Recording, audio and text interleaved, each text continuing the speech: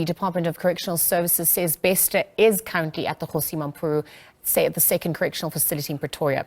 Bester was taken to the facility after he was deported from Arusha, Tanzania after fleeing the country, where earlier our international news editor Sophie Mokoena spoke to Correctional Service spokesperson Singabakho Nxumalo about Bester's whereabouts. And he also responded to questions on Janusz Walus, who was granted parole.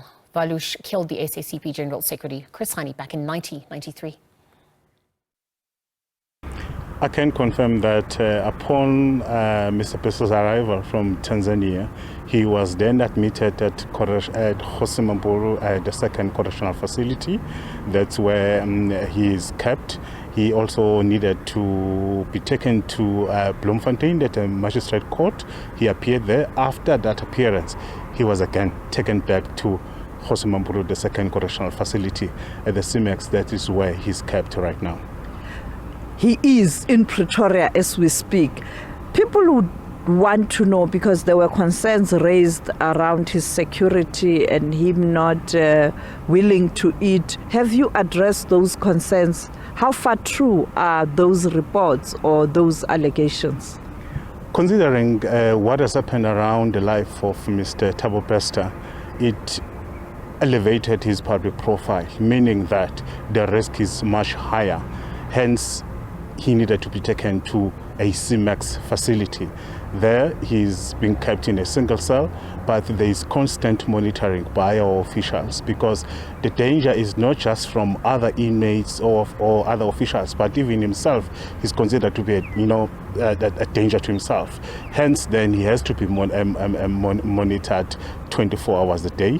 And upon his arrival from court yesterday, he was given a dinner. And even in the morning the following day, he was also given breakfast. So there are no other complaints that we've received, either from him or his legal representative. So right now, our work is to make it a point that Mr. Bester is kept behind bars and that he is safe, as that is the mandate of the department. He is not a stranger to your facility. Can you give us a brief background of him being in your facility from the first time he was in your facility? The record that one was able to verify was that in 2011, Mr. Bester was admitted in one of our facilities. He did serve the time and was placed on parole, but he needed to be readmitted again in 2013 as he violated his parole conditions. But also from there, he had committed other offenses. Hence, then he was attending to court cases, and then he was given the life sentence and 70 years. So with him being back in the country, he will continue to serve that particular sentence, but as you will know, that there are now new charges. He will be prosecuted for the new charges, but that does not mean that the previous sentence will go away. I think should he be, let's say, found guilty, or I wouldn't want to preempt, but the court will decide in terms of those particular charges. It will then specify how those sentences are to be served if he is found guilty. But as a department, we'll want to preempt, because that is within the NPA, and the judges will be looking into his cases. He is a security risk, as you pointed out, either from himself, from people he stays with in this facility, or people outside that know him and who are aggrieved.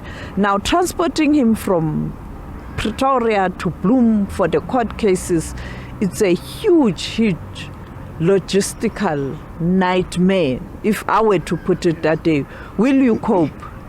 There's also a risk attached to that. Hence, at times, we delay when people ask us for information to say at what time is he leaving the facility, when is he expected to arrive in court, because there's a risk attached to that. Anything can happen, either in transit or somewhere along the way. So as a department, we therefore have to make it a point that we deliver him safe in court and that is taken back to our facility. But there are many other options. It's still early days, whether the case will remain in Bloemfontein or it will be moved to another district, or we can even use the audiovisual system, because we do have that facility in Correctional Services.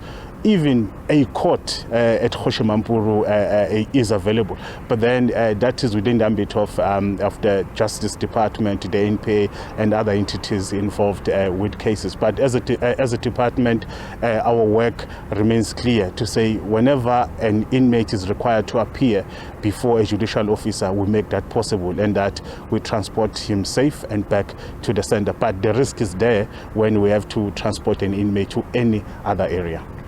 Let's turn to the Polish immigrant Janusz Walus, who assassinated the SACP's former General Secretary, Hani. What is the latest about him?